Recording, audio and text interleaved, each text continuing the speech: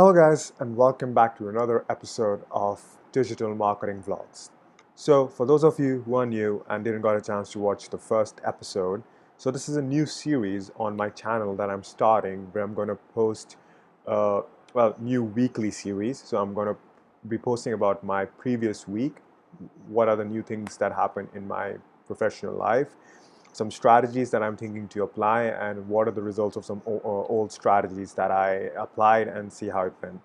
So basically, this is more towards, I'm a huge fan of transparency and I would like to show you guys that how does a life of a digital marketer slash growth marketer slash performance marketer, whatever you want to fancy name you want to give it to me, actually goes like. And it's not always fancy. It has its own ups and downs.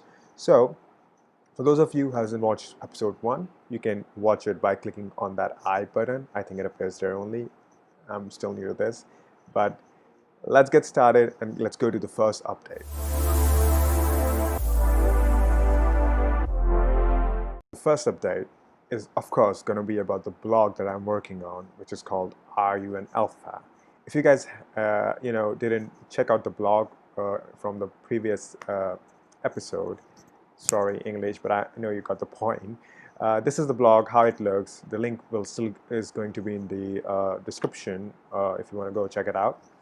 Nothing fancy this blog is right now because I'm not really focusing much on the design. I'm focusing more on getting out of the Google Sandbox thingy because I really feel that I am still there because this blog is only 2 months old now because September has ended.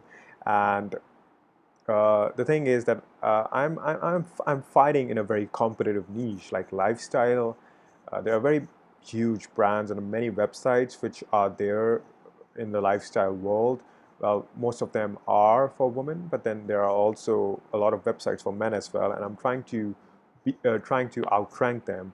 And the interesting part about this vlog thing is I tried to find this men's lifestyle blog thing I wanted to say is that there are no focus keywords that I can just target because uh, each topic is unique in its own way and requires its own primary keyword. And the only focus keyword that I can put in each and every blog is men's lifestyle blog or maybe the alpha thing. But apart from that, uh, there's no focus or targeted keywords that I can always use in my content. And because of that, getting SEO or getting SEO done for this blog is a bit difficult, but that is the challenging and interesting part. Because if I can make this work, this can, prove as a case study for my marketing clients that, hey, whatever tactics that I use in SEO actually work because it generated results for my blog and I can try to do the same for you. So, I'm just sort of creating a portfolio for myself and, because a lot of marketers out there claim they are good at SEO, but then when you ask them, what have you done for yourself in terms of SEO? Have you, ranked your own website? I'm sure 90% of them are going to say, nope, not the case. I just help clients' websites. So it doesn't make sense to me. Like, if you're trying to grow your client's website, why can't you just, use the same tactics and grow your website and prove it as a case study to the future clients that, hey, whatever tactic I apply, I use it for myself as well and as well as for the clients. So, I think this factor will actually help in building a better relationship with the client than just you going out there that, hey, I have grown this person's website with this person's website with this, but I haven't done anything for myself. Doesn't make sense to me, right? But you might have your own ideology. Maybe let me know in the comment section what do you think. So now what I'm thinking is to share this entire journey of ranking this blog through this weekly update. Not the entire vlog will be about this thing only, but a small part of it, just to let you know that what have I learned in the during that week while working on this blog, and what are the challenges I'm facing or what challenges I face and how I solve them and something like that. So right now I'm not really focusing on the design of the entire blog. My focus is to post 2 articles a week, in order to make sure that I'm consistent with the content, and I'm trying to get out of the what do you call it, the sandbox thingy of the Google, because right now I don't have a lot of impressions, and I can feel that this thing is pretty tough. So I only got 9 impressions so far, which is totally fine, because by the time August ended, I had 0 impressions, and some of my pages were not even like crawled properly. Now, by the end of September, I not only have 9 impressions, but my almost all of my pages that are there on the blog have been covered by Google, and out of those 19 pages, 14 are already up and running in the Google search box. So my goal is till December 2020 to improve the organic impressions of the website in the Google search. And if it works, if I feel like that whatever impressions I have gotten by December is decent enough, then I will start working further on the blog, and try to make it more attractive and be more professional, and start building my email list and all those things. But right now, that's not the focus. Right now, I'm trying to validate my idea in the market. Like, as a marketer or as a business person, idea validation is very important. And I don't really have any expense on this blog a lot. Like, I have just hired a content writer to provide me with the content, like the articles per week. But I don't really see it as a very huge expense. It is very nominal amount, and it's okay that I can use that amount to test it out, this entire experiment. Now, coming to the updates about this vlog within the last week. So one mistake that I did was that I did not put this blog in the Bing Webmaster Tool. So I know, as an SEO, it is always a good idea to put your website in as many webmaster tool as possible, because getting traffic is the key. And from wherever you get the traffic, well, getting quality traffic is the key, but in order to get the quality traffic, you need to first start getting any sort of traffic from the organic search, and then you can work on improving the quality and the relevancy of the traffic. So I put the Bing thing like last week. Like, I put my website in the Bing Webmaster last week. So far, no results here, which is totally fine. I think it might take some time for Bing to start showing results. So let's see if by the next episode of Digital Marketing Blog, if we get some sort of numbers here for the Bing Webmaster Tools. Apart from that, I was doing a research of generating some sort of traffic for the blog. Like, basically, even though I'm still new, I'm just trying to get some traffic attracted from social media platforms. Now, the challenge is that Facebook, Instagram, Twitter is very crowded, and I can keep on posting content there, but I don't really see much fruitful results which is going to come from there in anytime soon. And by anytime soon, I mean, I'm talking about like 6 months or 3 months, because honestly, uh, I just don't have faith, or like have faith in the organic posting of Facebook, Twitter, and Instagram. If I have some sort of audience on the platform, that is totally fine. But since I don't, uh, I decided to stop, using those for now. Maybe in the future I might resume. But I did a lot of research, and I think almost every blog in the lifestyle industry or community is going very heavily on Pinterest. And I used to post on Pinterest back in the August, but then I stopped. But then I did my research last week, and I realized that, okay, Pinterest is pretty important. And the second thing that boosted my confidence, or validated my point, was when I looked at the search console and I went to the links part. And as you can see, the top linking sites, now this is a blog which is like 2 months old, doesn't have any external links, but uh, in September, Pinterest started showing up as an external linking site on Google Search Console.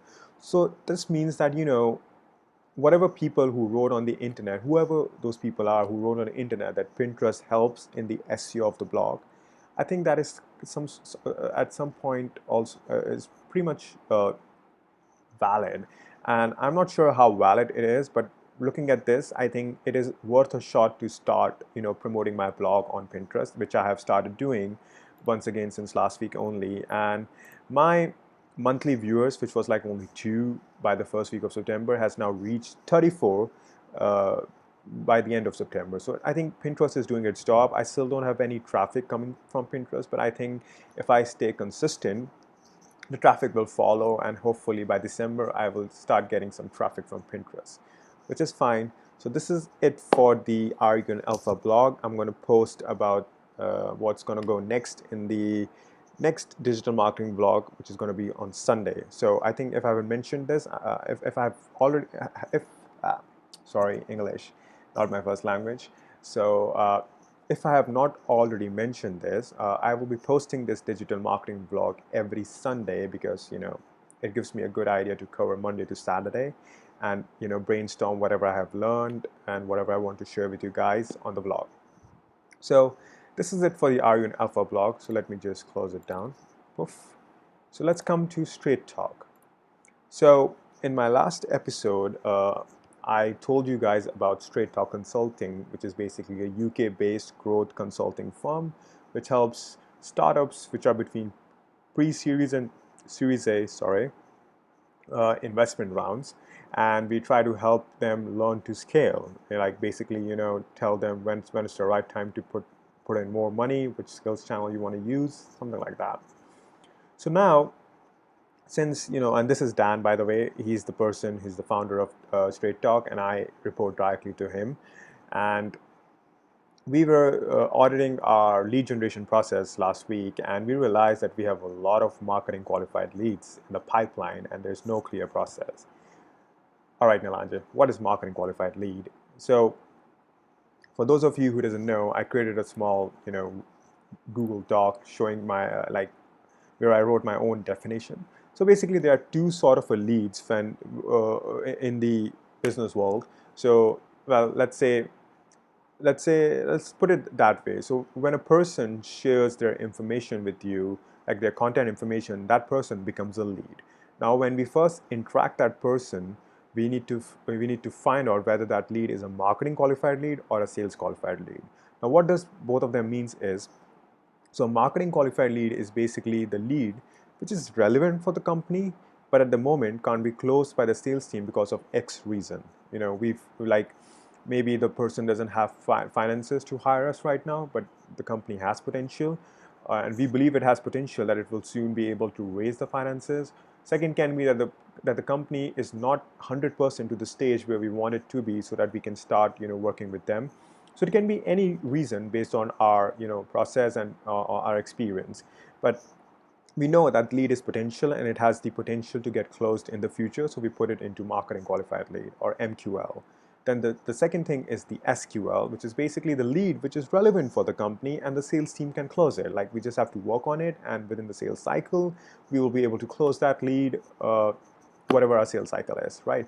So now, in a very general scenario, your marketing qualified lead will always be greater than your sales qualified leads. If this is opposite, that you're in the perfect condition, my friend. That is like the bingo or jackpot for you guys. But in general scenario, in common scenario, it is always marketing qualified lead is upper and sales qualifying lead is down. So we have a lot of MQLs. Let me just put it that way, because marketing qualified lead is a huge term to say. Too lazy for that. All right. So MQL leads, we have a huge number of them because we've been running our ads on LinkedIn, and we're trying to get leads out of it. And not all of the leads are qualified, are ready to ready to hire us, but those leads are potential. Now the only issue is that these MQLs, they know what Straight Talk is. We have engaged with them, so they are warm audience. But now we don't really have a process to keep on engaging with these people, because we know that just having one interaction with a person is not enough to keep that person keep your company name fresh in their mind. So we have and we didn't really had any defined process where we can keep on engaging with these leads on a weekly basis, or like honestly there's no process to have any sort of second talks with these guys. So what we're trying to do, or what we come up with, is basically a webinar funnel where we are trying to put these marketing qualified leads into this funnel and try to, sign up for them the webinar, and see after the webinar if they see like value and they feel like that, okay, I can really hire these guys, or maybe, it's okay, I will be able to manage the finances and try to hire them. It's basically automizing the process so that we don't have to put a lot of efforts to close these MQLs in the future. They just get closed by themselves by joining the webinar and taking all the call to action buttons that we're going to throw at them. And this is going to be first time. Personally, Dan had some sort of experience with webinars, but I don't have any experience with webinars. Not in the sense like I have helped people to generate audience for the webinars, but I have never actually personally been involved in the entire promotion. But this time I have been involved in some sort of a promotion, and let's see how it goes. So, and basically the tool that we're using to organize this entire funnel of webinar, which is basically, when is the time when the person is going to receive the first invitation email, what will happen after he takes an action or doesn't take an action. So all those parameters, we are using a tool called Autopilot for that. And this is a sort of our webinar funnel already in place. Sorry guys, I cannot show you the entire funnel because this is not mine and I don't have the authority, but I'm just showing you guys how a webinar funnel looks like or like any sort of funnel looks like in Autopilot. So let's see how this, what do you call, the strategy goes, and I will share you guys the results in the next digital marketing blog. So this is it for now. So let me close down the Straight Talk thing, and let's move to Web Creation UK. Now, Web Creation UK is another company that I entered into strategic partnership with, and I'm helping them in growing their Facebook ads packages. So these guys recently started their Facebook ads package business, and I'm the first person they've hired to manage their clients or their leads Facebook ads account. So far, I have gotten 3 clients from them, which is pretty good because I didn't have to do anything to close those clients. I just have to provide results. So it's a very easy job for me right now because I can focus on managing the ads account and not worrying about sales of, how to close the clients for the next month or how to maintain my revenue of the business. So yeah, so this is basically a gift for me for my birthday because I closed them on my birthday, which is pretty awesome. But yeah. Now, the reason why I've mentioned Web Creation UK once again in this vlog is basically I got introduced to this amazing tool, which really helped me, like, how do I put it? Which really helped me to ease my pain of creating client reports. I'm not a fan of reporting. I'm not a fan, like, I'm not a fan of creating reports. Like, whenever it's the end of the month and it's like, I have to create reports, I just don't like it. It's just too much work. But my good friend Agata from Web Creation introduced to me this beautiful tool, which you can see is called Slido. I think that's how you pronounce it, but let's just call it Slido. And what this tool does is basically create your pay-per-click ads report. Now, people may question that, hey, Google Ads, Facebook Ads has their own, create a report tool.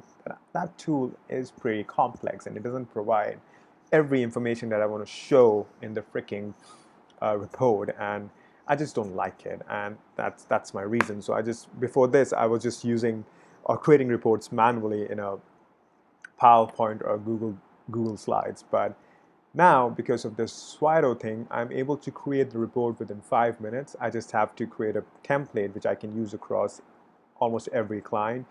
Some tweaks are required, but within 5 minutes, I can easily create a report for the client. For example, Leads Chunks is one of the Facebook ads client, and it took me only 1 minute to fetch this information and just send them over via mail, or I can simply just, or I can just simply get a link from within the platform to, which I can directly share with the client. So I don't even have to download the report. I can just share the link with the client, and the client can look it by himself or herself. So guys, this tool has really saved so much time for me at the end of the month because I no longer have to put in like I have to invest 2 or 3 hours to create reports for my client and fetch data from all over the place. I just put everything in Slido. It's one easy step to connect all my accounts with Slido and just define in my report what sort of uh, what do you call mm, KPIs I want to show in my report, and that's it. So let me just give you guys quick an example of how the reports look. So there are report templates, and let me create Facebook ads report template because I don't want to show everything. So as you can see, this is the behind the scenes of how you create a report template, and these are the gadgets, or these are the KPIs that I have mentioned in this report. I can add text whatever I want to. I can give an year-to-date summary, like each month how we what was the performance of the ads manager or Google Ads Manager, whatever thing is, and then what were the campaign performance within our defined uh, date range. So if you guys are like me who doesn't like reporting, and you have tons of pay-per-click ads clients, then I definitely suggest you use Slido. This is not a paid promotion, guys. This is just me trying to share that this tool saved my life. And I'm not sure what the pricing of Slido is because I am using it for free because of web creation. But let me see what are the pricing for this thing. All right, show. All right, so there's a free trial, which is pretty good. And then there's $75 per month, 20 clients, 3 users. Uh, yeah, this is a monthly billing thing. I think $70 per month is pretty good because it saves us so much time, which we can invest somewhere else. So I think pricing is also good. 20 clients is decent enough, like 20 pay-per-click ads client. I like it. So if I'm not working with web creation, if I have to, purchase this thing, I will definitely going to purchase it. So this is it for that, and that's it for that. But let me put myself back up a bit. And there we go. Let's do this. Oops, nope. I think this is much better. Sorry, I'm still trying to get used to quick clear. So let me put it like this myself up. All right. So this was it, this last week's entire updates that I wanted to give. Nothing much really happened last week a lot because it was the end of the month. It was more like creating reports for the clients, sending those reports, and now the client is going to look at the reports, and then the real conversations is going to get started in this new coming week. So I think the next digital marketing vlog is going to have a lot of updates. So let's see how it goes from there. So this is it for me. This was the updates for digital marketing blog from last week's. If you guys have any questions, if you guys want to know more about anything that I've discussed in here, leave your question in the comments. I don't really have a lot of subscribers coming in, so I will definitely going to answer all your questions. So take that advantage, guys. Take that advantage of my low audience. And if you found this video useful, I'm not a fan of asking for thumbs up and subscribe, but hey guys, the YouTube algorithms love it, and we all are trying to hack the algorithm, and the only way we can hack on YouTube is if you guys are going to give that thumbs up to me or subscribe to my channel. So please do that and destroy the YouTube algorithm so that this valuable video can reach out to maximum number of people possible who are looking for it. So that's it. Thank you so much for watching this video, and I see you guys in the next digital marketing vlog the next Sunday.